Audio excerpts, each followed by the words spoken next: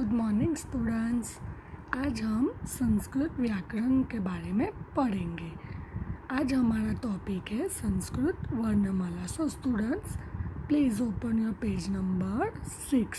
Okay, so today we are going to learn about Sanskrit वर्णमाला। वर्णमाला मतलब अल्फ़ाबेट। ओके, वर्णमाला का अर्थ है वर्णों की माला। वर्ण का अर्थ है अक्षर, चाहे वह स्वर हो या व्यंजन। हिंदी भाषा को पुत्री और संस्कृत भाषा को माता की तरह माना जाता है, इसलिए दोनों भाषाओं की वर्णमाला समान होती है। मतलब हम हिंदी में भी सेम ऐसे स्वर लिखते हैं और व्यंजन भी सेम ऐसे ही आते हैं। मतलब हिंदी और संस्कृत दोनों समान वर्णमाला है दोनों की। संस्कृत भाषा विश्व की सबसे प्राचीन मतलब पुरानी भाषा है।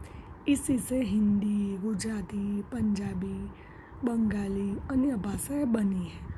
मतलब ऐसा कहा जाता है संस्कृत का सबसे पहले विकास हुआ था। मतलब संस्कृत को सारी भाषाओं की माता, जननी कहा जाता है। संस्कृत के ऊपर से ही हमारी हिंदी भाषा भी बनी है। मतलब सबसे पहले संस्कृत भाषा का जन्म हुआ था, इसलिए हमारे पुराने जो भी मतलब वेद वो सब संस्कृत भाषा में श्लोक लिखे गए हैं। सो स्टूडेंट्स, वर्ण मतलब अल्फ़ाबेट, अक्षर, लेटर। हमें कुछ भी मतलब किसी को एक्सप्लेन करना हो, लिखित रूप से बताना, तो हमें कुछ लिखना पड़ता है, मतलब वर्ण लिखना पड़ता है। और मौखिक रूप मतलब बोल के भी बताया जाता है। सो भाषा की सबसे छोटी इकाई वर्ण है, मतलब अक्षर है। ओके, वर्ण को सबसे पहले हम वर्ण को देखते हैं, दो भागों में बांटा गया है। सो राइट स्टूडेंट्स, वर्ण टोटल 46 है, उसको दो भागों में बांटा गया है। स्वर, स्वराह मतलब वोवेल्स, और व्यंजनानी मतलब कॉन्सोनेंट, वो टोटल 33 है। सबसे पहले हम स्वर के बारे में समझेंगे। स्वर मतलब क्या? जिन्हें उच्चारण करते समय किसी अन्य वर्ण की सहायता नहीं लेनी पड़ती है। मतलब ये जो हमारे स्वर है उसको किसी अन्य वर्ण की ज़रूरत होती ही नहीं, वो खुद अकेले काफ़ी है। मतलब स्वर अकेले होते हैं। ओके, सो स्टूडेंट्स हम पहले ये रीड करेंगे। First one, read, tell me what is this. Uh, क्या रीड करेंगे? अ। नेक्स्ट, आ, कौन सा स्वर है? आ। थर्ड, ई, क्या बोलेंगे? ई मतलब छोटा ई, इसको क्या प्रोनाउंस करेंगे?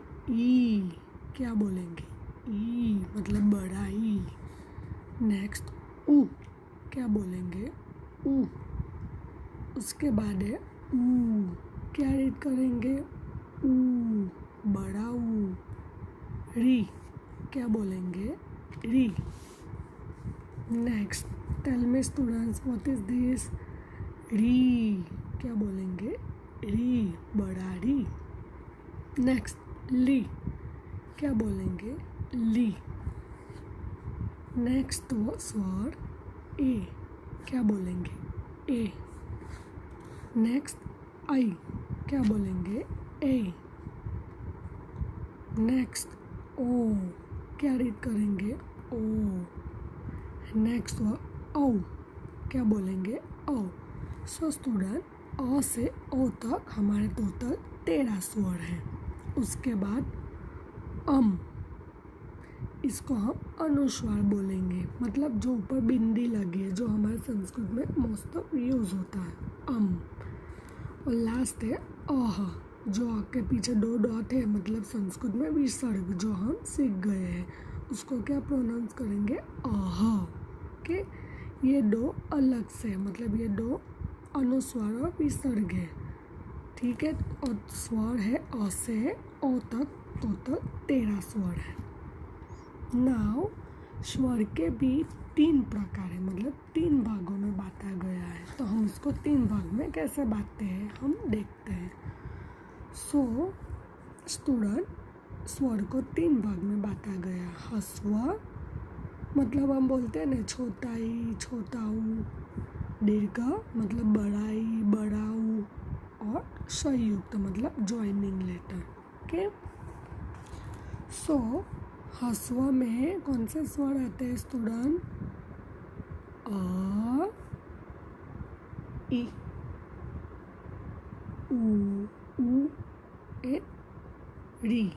अ, ई, ऊ, री, छोटा री एंड ली। ओके, दीर्घ में आ, ई, ऊ, के एंड बड़ा री।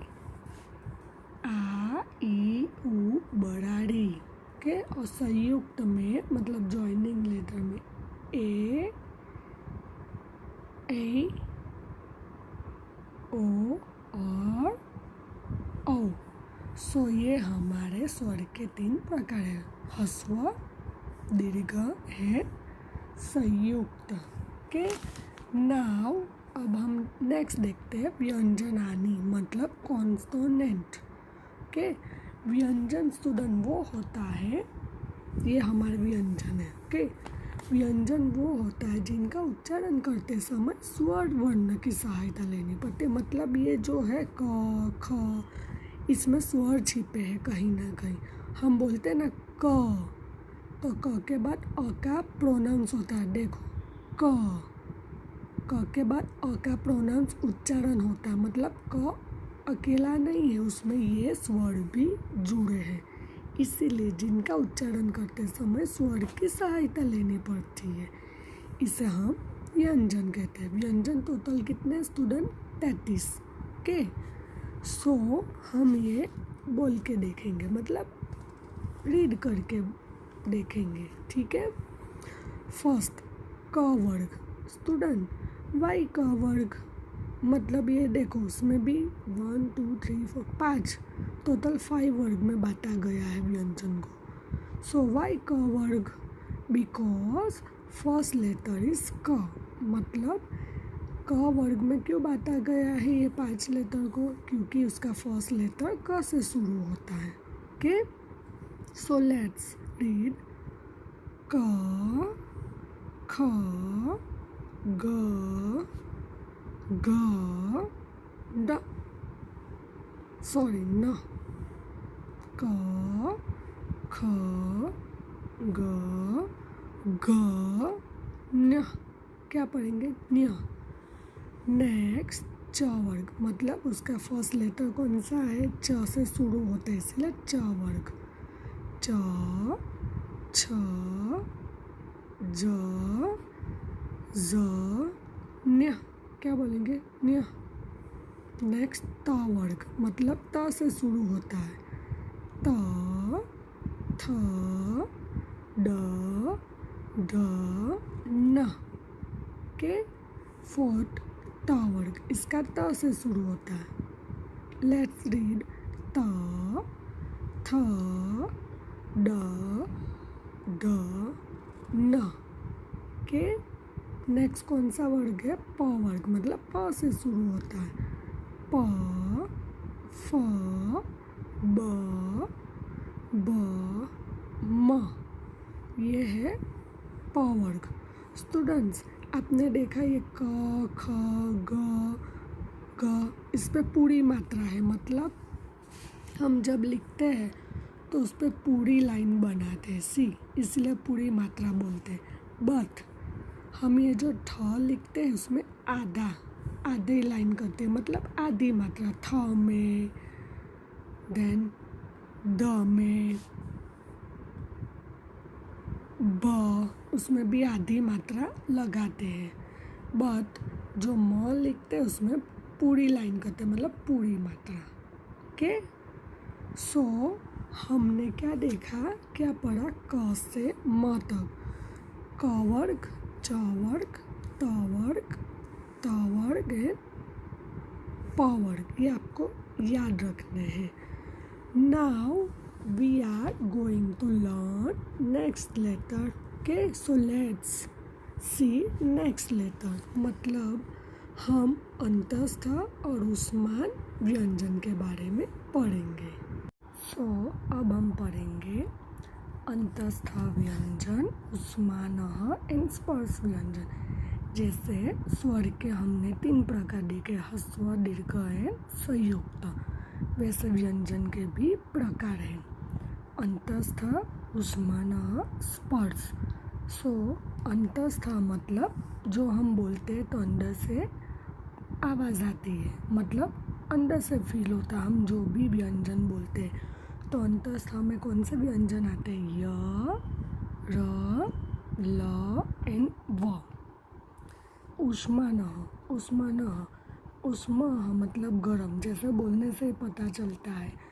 स्टूडेंट हम बोलते हैं ना श, स, स, ह, हम जो बोलते हैं तो फील होता है। मुंह पे ऐसे हाथ रख के फील करो जैसे भाप निकलती है। ओके, सो बोलने से ही फील होता है। स, स, हाँ कैसे बोलते हैं? श, स, ह। और स्पर्श व्यंजन में क से म तक, जो क से लेके म तक है, स्पर्श व्यंजन में आता है। स्पर्श मतलब जैसे हम बोलते हैं तो हमारी टंग स्पर्श होती है, मुंह में हमारी टंग। सो स्टूडेंट्स, अभी हमने देखा स्पर्श व्यंजन जो क से म तक होते हैं। स्पर्श व्यंजन मतलब जिसे बोलने से हमारी टंग मुंह में स्पर्श होगी, टच होगी। ओके, अभी हम संयुक्त व्यंजन के बारे में पढ़ेंगे। संयुक्त व्यंजन वो होते हैं जो 2 या अधिक व्यंजनों से मिलकर बने अक्षर, उसे संयुक्त व्यंजन कहते हैं। स्टूडेंट, हम अभी हमारे टेक्स्ट बुक में 3 संयुक्त व्यंजन दिए गए हैं, हम मोर एग्जाम्पल सीखेंगे। Okay, so let's read. This is संयुक्त व्यंजन। फर्स्ट वन, आधा क, आधा स प्लस अ, इट विल बी क्ष। क्ष कैसे बना? आधा क, आधा स प्लस अ। स्टूडेंट, ये व्यंजन के साथ स्वर होना ज़रूरी है, नहीं तो व्यंजन आधे ही कहलाते हैं। ओके, मतलब व्यंजन ऐसे पूरा लिखने के लिए हम उसके साथ स्वर लगाना ज़रूरी है। तो क्ष से क्या बना? कक्षा। नेक्स्ट, त्र, त प्लस र प्लस अ, इट विल बी त्र। उससे क्या एग्जाम्पल बना? पुत्रः। नेक्स्ट, ज्ञ, आधा ज प्लस आधा न्य प्लस अ, इट विल बी ज्ञ। ज्ञ से ज्ञान, नॉलेज। ओके, नेक्स्ट, प्र, आधा प, मतलब नीचे हलंत लगाना स्टूडेंट ज़रूरी है। आधा प, आधा र प्लस अ, इट विल बी प्र, प्रकाशः। नेक्स्ट, ड्य, आधा ड, आधा य प्लस अ, इट विल बी ड्य, पद्यः। नेक्स्ट, आधा स, श प्लस र प्लस अ, इट विल बी श्र। क्या बना? श्र। श्र से श्रवणम। श्रवणम मतलब सुनना। ओके, नेक्स्ट, आधा ड से दरवाज़ा प्लस आधा व प्लस अ, इट विल बी ड्र। सी, इट विल बी ड्र। ड्र से द्विवचनम, हम लिखते हैं ना द्विवचनम। एंड लास्ट, ग्र, आधा आधा ग प्लस आधा र प्लस अ, इट विल बी ग्र। ओके, सो स्टूडेंट्स, आपने देखे ये सारे संयुक्त व्यंजन हमने किस प्रकार बनाए हैं, मतलब उसमें व्यंजन भी शामिल है और स्वर का होना ज़रूरी है। ओके, अभी यहाँ पे हम सब में अ प्रोनाउंस करते हैं, इसीलिए हमने सब में अ स्वर लगाए हैं। यहाँ पे आ की मात्रा लगाई है तो हम यहाँ पे अगर उसके व्यंजन ज्वाइन करें अलग करेंगे तो आ की मात्रा लगाएंगे। ओके, सो स्टूडेंट आपने ये अच्छे से सीख लिया और संयुक्त व्यंजन याद रखना ज़रूरी है। I will send you this pic. Okay, so write down in this notebook.